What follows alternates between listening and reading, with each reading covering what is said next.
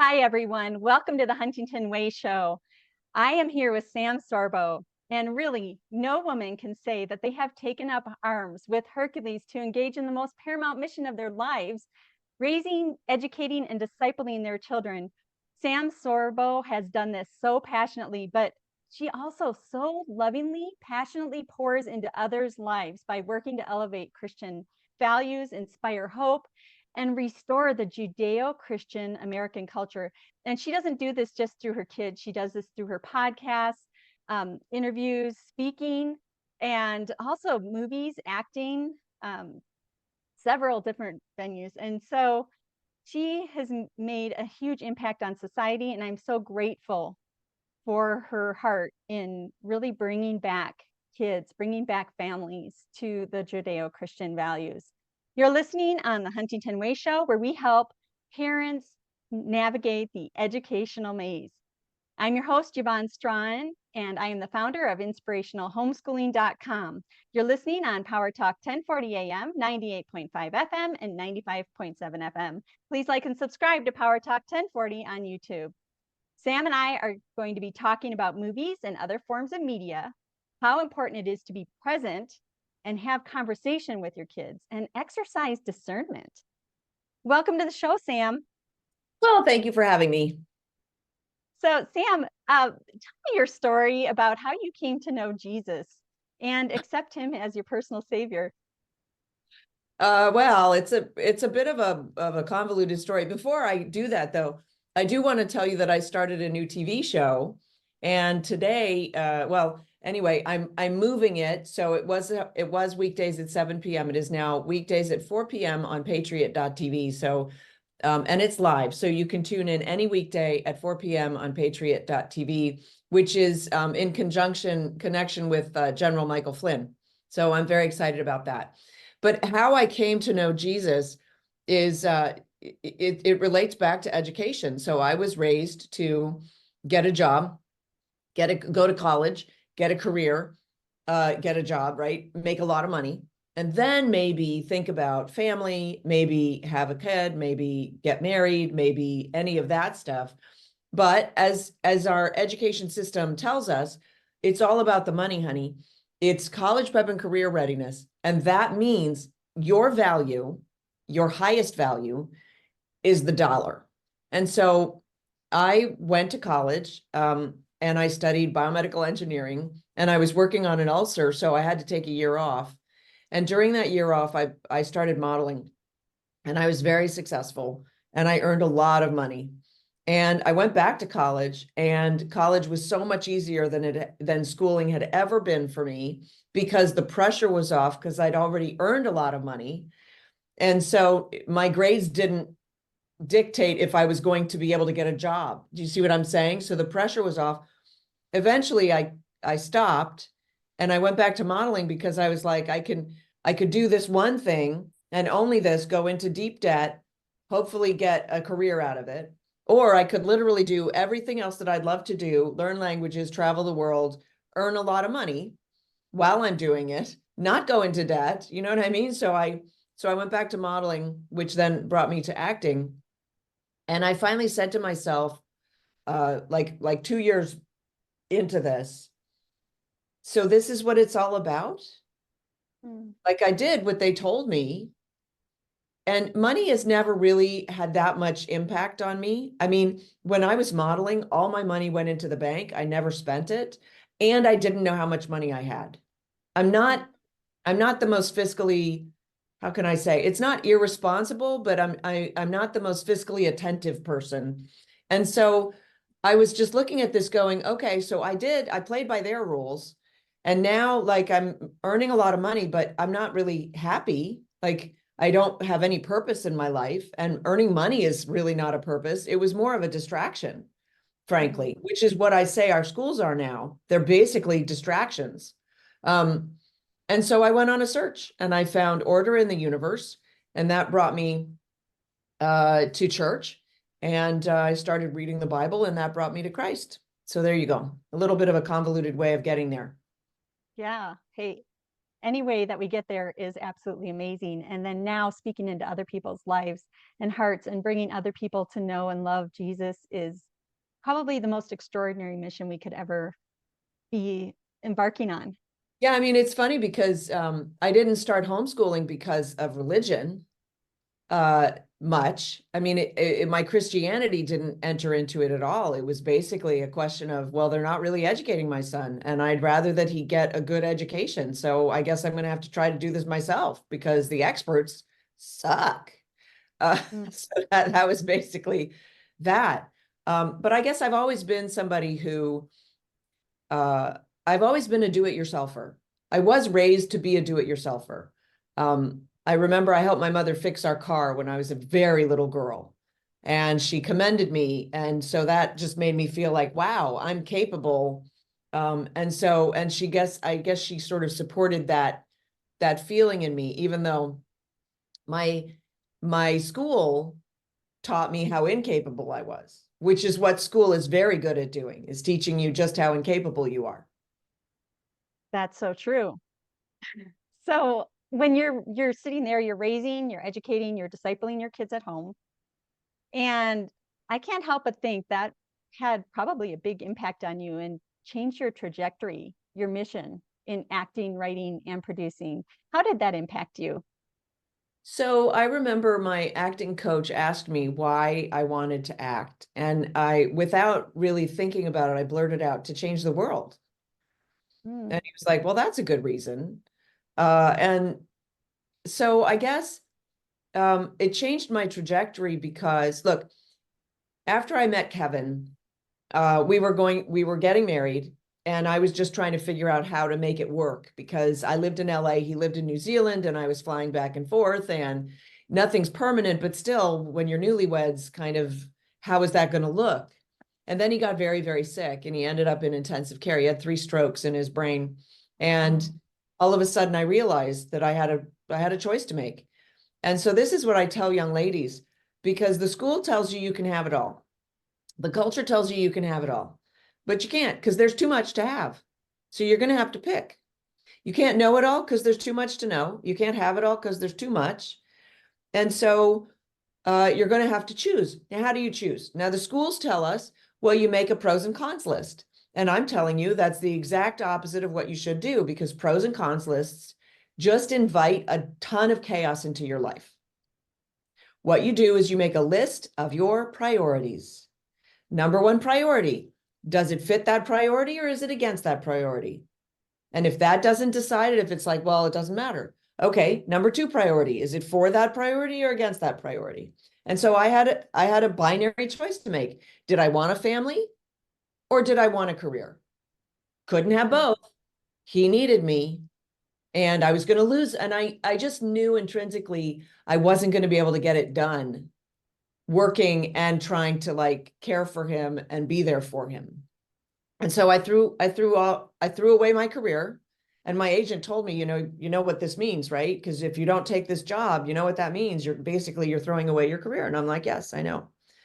And so then I tried to go back to acting, but it was not successful because we were out of the country, and foreign countries don't like Americans going there and working unless they're bringing a ton of money with them, like my husband's show did, right? So then I had the 3 kids, and then we moved back to LA, and I started acting again. And I came home one day after maybe my 3rd audition. And so that's like a 3-hour thing. You put on makeup, get dressed, leave the house, you're gone for 2.5 or 3 hours, you come back. And my little toddler, who had very few words, my daughter, came up to me with her little finger. And she goes, no, no, no, no, no, no, no, no. And I'm looking at her going, what is this? So I pick her up, I put her on my hip, and she whip turns to the nanny and says, bye-bye. And that's when I knew I was going to have to basically just be there for my children. They wanted me. She did anyway. And I will tell you this because I'm seeing more and more videos about how disastrous preschool is. I took my kids to a preschool, the 2 younger ones, when my son started first grade in this really great school district we moved to.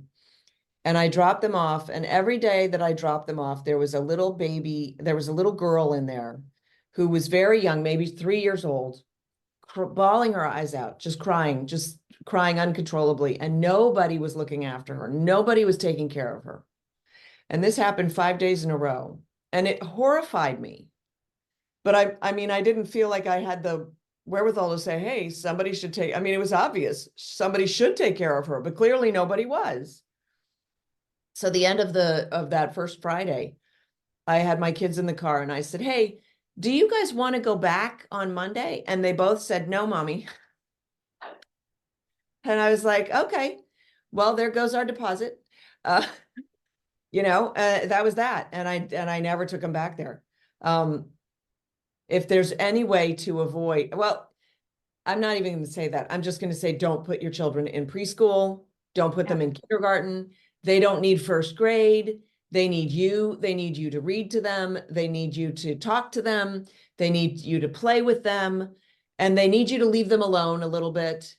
Like typically kids need to be left alone a little bit, so to their own devices. You know what I mean?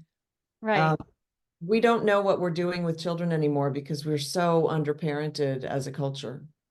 Yeah, that's so true. Well, we're out of time. We're going to take a break. And when we come back, let's talk about media. Let's talk about, as parents, how we can impact our kids as we make these choices and work with them. Welcome back to the Huntington Way Show. You're listening on Power Talk 1040 AM, 98.5 FM, and 95.7 FM. Please like and subscribe to Power Talk 1040 on YouTube. I'm your host, Yvonne Strachan, and I am here speaking with Sam Sorbo. We are going to shift a little bit, and we're going to be talking about media and how it impacts our kids. Welcome back, Sam. Oh, thank you. Let's talk about it. Yes. So, what do parents need to know and watch out for when selecting movies and media for their kids?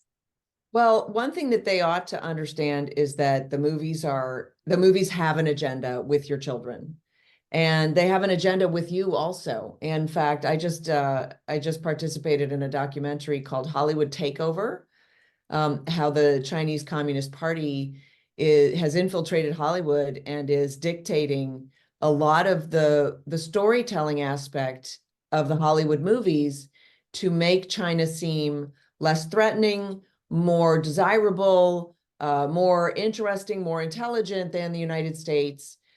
They are softening us. And rest assured, they are softening your kids. And so I would be very careful of any media that I allowed my children to access, especially today with the horrendous things that are happening on social media, the tremendous effects of social media. I will say this, basically, we've been, since 2014, roughly, we've been conducting an uncontrolled experiment on our youth, on our children, with social media. We have absolutely no idea what the repercussions are going to be or could be. We implemented social media. Everybody said, this is awesome. Everybody climbed on board. And now we're going to reap the whirlwind because it is having disastrous effects on young women and young boys, young men. And there are no guardrails in place. And we have no idea how to combat it or deal with the repercussions of it or any of the fallout. So the best way to do that, to sort of avoid being a guinea pig, is to not give your children your cell phone or social media. Don't give them screens. I was just talking to somebody, and she was in a business meeting, and somebody had brought his 4-year-old daughter, and she had her iPad. And she was like a complete zombie, just sitting there with the iPad, just looking at the iPad the whole time. And then at some point, she looked up and realized that people weren't paying attention to her, and she threw a tantrum. I mean, this poor child is swamped by the technology. She's engulfed by it, and it's not good for her. Children should be outside, especially little boys should be outside hitting things with sticks, I like to say. Yeah. And here it is, with all the algorithms that are going on and all the technology, it's addicting. Yes. And it's something these kids cannot counteract. They don't know what they're even dealing with. Yeah. Now, that said, my husband and I produce movies for families to watch together. And I don't think that there's anything wrong with taking an evening every once in a while, maybe once a week, you have movie night, and sitting down as a family and watching a movie and experiencing the movie with your family.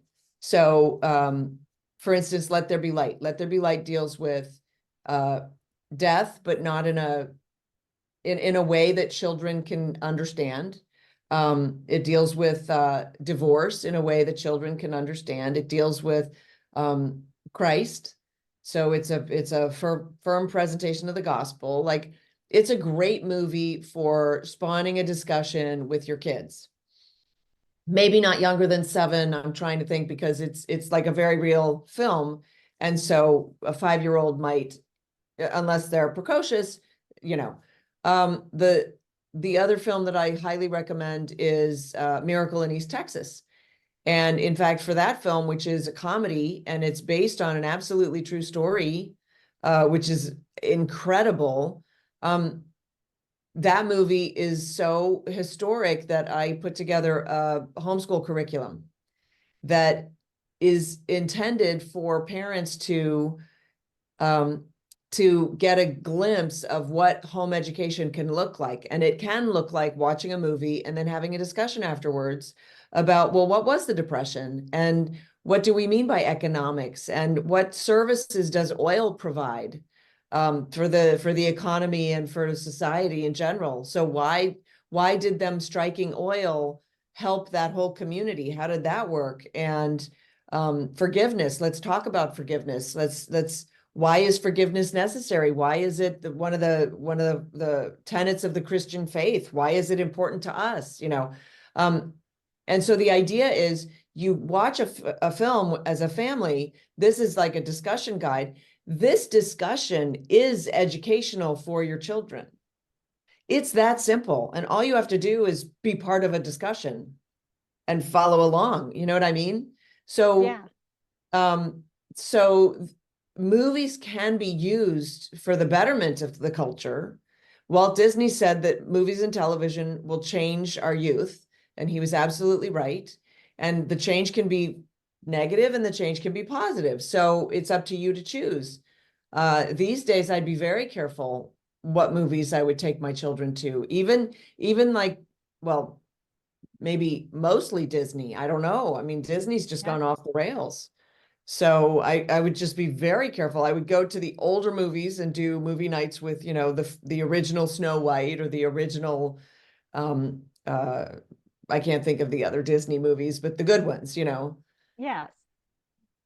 Absolutely. This kind of brings me to this thought, and my husband and I were talking about this, is when TVs were first brought into the home, people considered it an honor to be in your living room. They would dress up and they would watch their speech, and they knew that they had an impact. And you fast forward these many years, and they still know they have an impact. And the thing is, media is used so tremendously to change the culture, to change Yeah. uh, our children's way of thinking, our way of thinking. And what I am hearing from you is that the movies that you guys are engaging in, you and Kevin, are all speaking truth and guiding people towards the light, towards God. And what better way to use media? And if we can choose that, I just thank you for having those options for us, really. Well, thank you. I mean, I think this goes back to, I wanted to be an actress because I wanted to change the world. And of course, my goal is to make the world a better place, not a worse place, not a place that deals with child trafficking, not a place that, abuses children. And movies are powerful. So we're always looking for funding. And if you want any more information, just go to sorbostudios.com, which is where all the movies are, all the books, all the resources that we have. I've just developed a new resource to help families get started homeschooling. It's called the Homeschool Starter Gift Set. And so it's a collection of resources, including some curricula, to get families started. I want to show families that there are options to curricula. Like, we know there's tons of options, but a lot of parents think that curriculum, if they just pick the right curriculum and input data, that their child will be educated.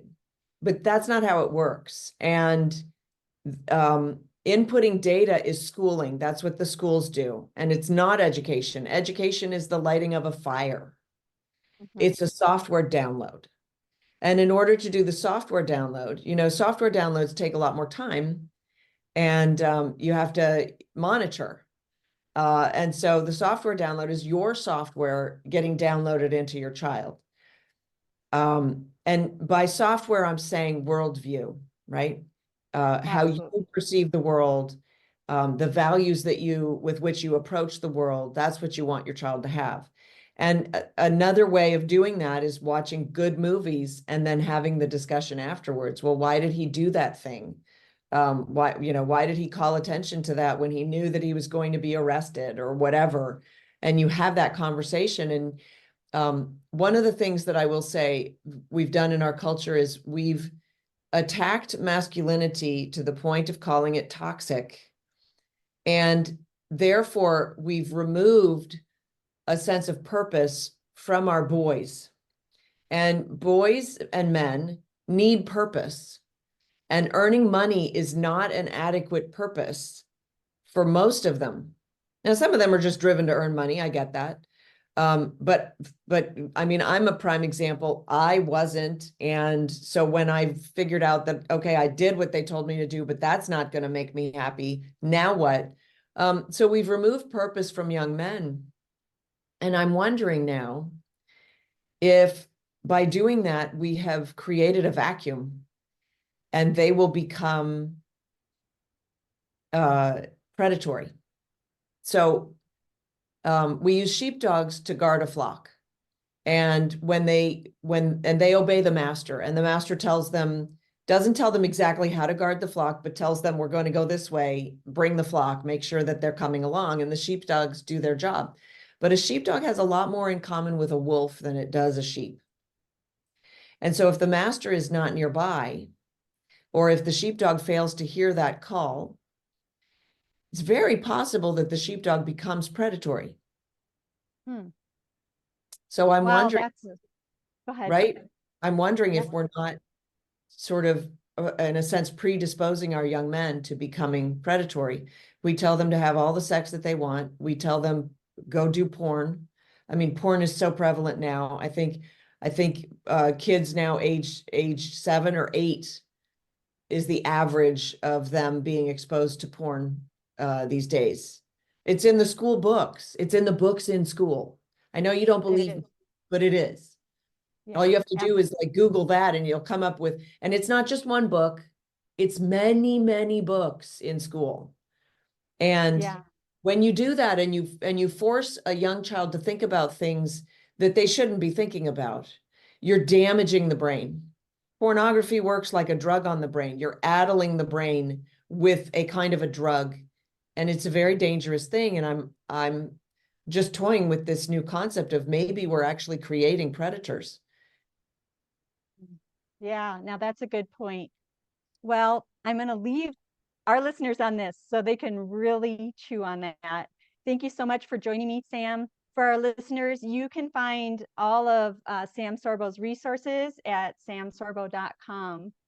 This is Yvonne Strachan, today's host on the Huntington Way Show, where we support you in educating your kids. Thank you for joining us.